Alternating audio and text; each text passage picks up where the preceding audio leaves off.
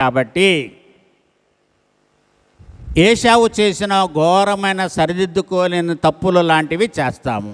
ఏంటది? ఒకటి, జ్యేష్ఠత్వము అమ్ముకోవడమే. ఆ ఒక్క కారణాన్ని బట్టి జ్యేష్ఠుడుగా తండ్రి దగ్గర నుంచి రావాల్సిన దీవెనలన్నీ కూడా ఆయన పోగొట్టుకున్నాడు. చూసారా? ఆకలి. సో ఆకలి మనిషిని ఎంత పనైనా చేస్తుందంట, దొంగతనము కూడా చేస్తుందంట, ఏదైనా ఒప్పుకొని అట్లుగా చేస్తుందంట.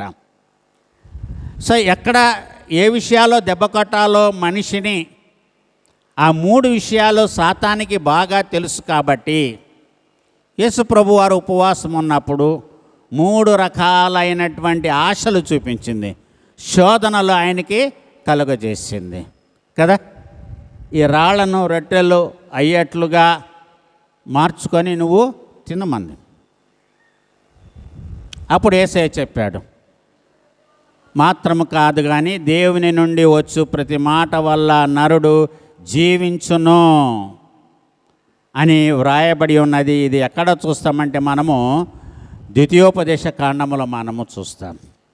ఆ అరణ్యములో దేవుడు ఎందుకు వాళ్లకు ఆకలి కలిగించి 8వ అధ్యాయము, ద్వితీయోపదేశ కాండము 8వ అధ్యాయంలో మనము చూస్తే 2వ వచనంలో అంటాడు, మరియు నీవు ఆయన ఆజ్ఞలను గైకొందువో లేదో నిన్ను శోధించి నీ హృదయములోనున్నది తెలుసుకున్నటకు నిన్ను అణుచు నిమిత్తము అరణ్యములో ఈ 40 సంవత్సరములు నీ దేవుడైన యెహోవా నిన్ను నడిపించిన మార్గమంతటిని జ్ఞాపకం చేసుకొనుము.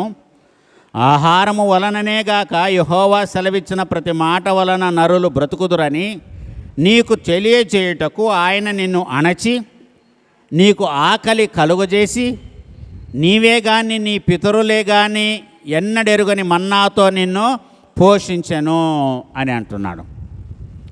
ఎన్నడు ఎరుగని, నీవు కానీ నీ పితరులు కానీ ఎన్నడు ఎరుగనటువంటి మన్నాతో దేవుడు నిన్ను పోషించాడు. కనుక మనం ఇక్కడ గమనించాలి, ఏ విధంగా మరి దేవుడు మనల్ని అణుస్తాడో ఆ విషయం కూడా మనం ఇక్కడ గమనిస్తున్నాం. నీవు ఆయన ఆజ్ఞలను గైకొందువో లేదో నిన్ను శోధించి నీ హృదయములోనున్నది తెలుసుకున్నటకు నిన్ను అణుచు నిమిత్తము ఆయన నీకు ఆకలి కలుగజేస్తాడు. దేవుడే ఆకలి కలుగజేస్తాడు, దేవుడే ఆయన మనల్ని తృప్తిపరుస్తాడు అనే విషయాన్ని కూడా ప్రభునందు ప్రియులారా ఇశ్రాయేలీయులు ఆ 40 సంవత్సరాలు అరణ్య యాత్రలో వాళ్ళు తెలుసుకున్నట్లుగా, వాళ్ళకు తెలియజేయబడినట్లుగా మనం ఇక్కడ గమనిస్తున్నాం. కాబట్టి దేవుణ్ణి ఆరాధించేవారు. మరి అక్కడెక్కడ కూడా 3 విషయాల్లో యేసు ప్రభువారు బలహీనుడు అనుకున్నది సాతాను, అపవాది. కానీ యేసు ప్రభువారు అన్నారు, బలహీనుడు కాదు నేను బలవంతుణ్ణి. అదే అపోస్తుడైన పౌలు కొరింథీయులకు రాసిన 2వ పత్రిక 12వ అధ్యాయంలో అంటాడు, నేను ఎప్పుడు బలహీనుడినో అప్పుడే బలవంతుడిని. When I'm weak then I'm strong. నా బలహీనతలో నా శక్తి పరిపూర్ణమవుతుంది అని అన్నాడు. ఇది చాలా great statement. When I'm weak then I'm strong. So బలహీనతలో బలము, బలాభివృద్ధి కలుగు చేసేవాడు దేవుడే. కాబట్టి మరి ఉపవాసానికి వచ్చినప్పుడు అప్పటి కాలంలో ఉన్నటువంటి వారు ఏ విధముగా వాళ్ళు జీవించారో మనం ఇక్కడ గమనించాలి. చూడండి, యెషయా గ్రంథము 58వ అధ్యాయము 4వ వచనములో వ్రాయబడిన మాట, మీరు కలహపడుచు వివాదము చేయుచు అన్యాయముగా గుద్దులాడుచు ఉపవాసముందురు. మీ కంఠధ్వని పరమున వినబడినట్లుగా మీరిప్పుడు ఉపవాసం ఉండరు. అట్టి ఉపవాసము నాకు అనుకూలమా? మనుషుడు తన ప్రాణమును బాధపరుచుకొనవలసిన దినము అట్టిదేనా? ఒకడు జమ్ము వలె తలవంచుకొని గోనెపట్ట కట్టుకొని బూడిద పరుచుకొని కూర్చుండుట ఉపవాసమా? అట్టి ఉపవాసము యెహోవాకు ప్రీతికరమని మీరు అనుకుంటారా? ఇటువంటి ఉపవాసాలను దేవుడు లక్ష్య పెడతాడా?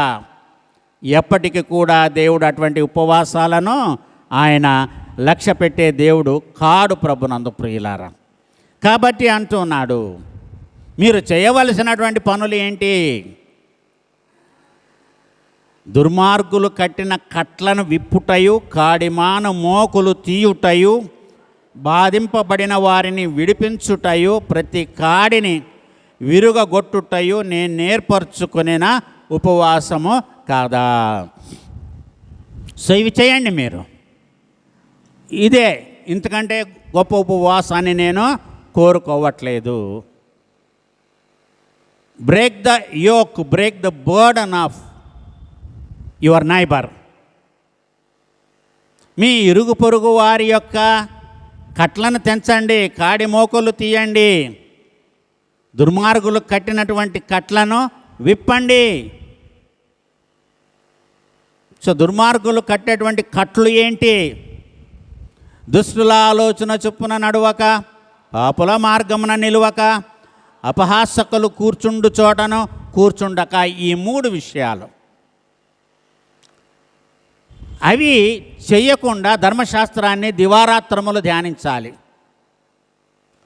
వాళ్ళతో సహవాసము కలిగి ఉండి నేను ధర్మశాస్త్రాన్ని నేను ధ్యానిస్తాను అని అంటే అది నులివెచ్చని జీవితము. మీరు ఈ పని చేయండి. దుర్మార్గులు కట్టిన కట్లను మీరు విప్పండి, కాడిమాన మోకులు మీరు తీయండి. సో దుర్మార్గులు కట్టేటువంటి కట్లు ఏంటి? సో మనము బంధింపబడతాము. మనము సాతాను సంఖ్యలలో మనము బంధింపబడతాము. చెడ్డవాటి విషయంలో మనము పురికొల్పబడతాము, నెట్టివేయబడతాము. సో వాటన్నిటి నుంచి ఎదుటి వ్యక్తిని మనము అగ్నిలో నుంచి బయటికి లాగినట్లుగా లాగమంటుంది. నశించిపోతున్నటువంటి వారిని అగ్నిగుండములో నుంచి బయటికి లాగినట్లుగా లాగమంటుంది. అది ఇక్కడ దేవుడు కోరుకునేటువంటి ఉపవాసము ప్రభునందు ప్రియులారా. ఒకప్పుడు నేను ఉపవాసం చేశాను. ప్రతి శుక్రవారం ఉపవాసం ఉండేవాడిని. ఒకసారి 40 రోజులు లెంట్ సీజన్ అంతా కూడా ఉపవాసం ఉండేవాడిని. మహా ఉపవాసం ఉంటే ఏమవుతాము? వెయిట్ లాస్ అవుతాం, బరువు తగ్గుతాము కదా, శరీరము తేలిక అవుతుంది. ఇది కాదు కావాల్సింది. మనసు తేలిక అవ్వాలి, హృదయము తేలిక నిష్కల్మషంగా ఉండాలి. హృదయము బరువుగా ఉంటే, మనసు బరువుగా ఉంది అని అంటే మనకు ఉండకూడని ఆలోచనలు మన హృదయంలో ఉన్నాము కాబట్టే మన శ్వాస బరువుగా ఉంటుంది. మన శ్వాస బరువుగా ఉంటుంది. మన శ్వాస మనకు బరువు కాకుండా ఉండాలి అంటే మనలో ఎటువంటి కోపావేశాలు ఉండకూడదు, అంటే ఎటువంటి అసూయ ద్వేషాలు ఉండకూడదు. అవి లేనప్పుడు మన ఊపిరి మనము ఈజీగా పీల్చుకుంటాం.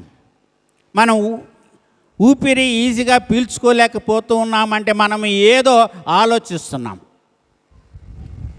ఏదో అయిపోతుంది అనే భ్రమలో మనం ఉన్నాం, దిగులు పడుతూ ఉంటాం మనము. ఇవన్నీ కూడా మన శరీరానికి నష్టాన్ని కలిగించేవే. కాబట్టి ఆ విషయాలను గురించి యేసు ప్రభు వారు దేవుడు ఏం చెప్తున్నాడంటే, యెహోవా దేవుడు ప్రవక్త అయినటువంటి యెషయా ద్వారా వాటిని మీరు విప్పండి, వాటిని మీరు విప్పండి, ఆ బరువుని దించండి. ఎవరైతే బాధింపబడుతున్నారో వారిని మీరు విడిపించండి.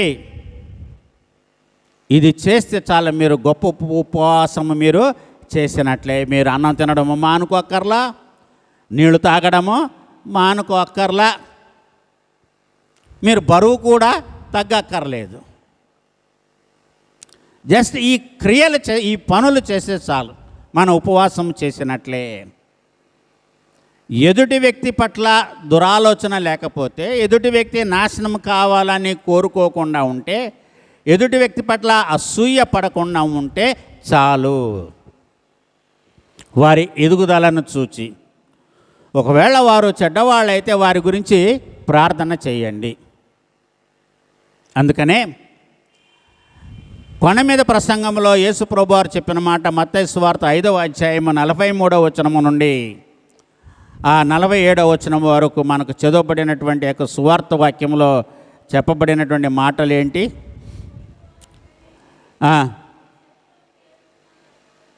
మీరు విన్నారు కదా.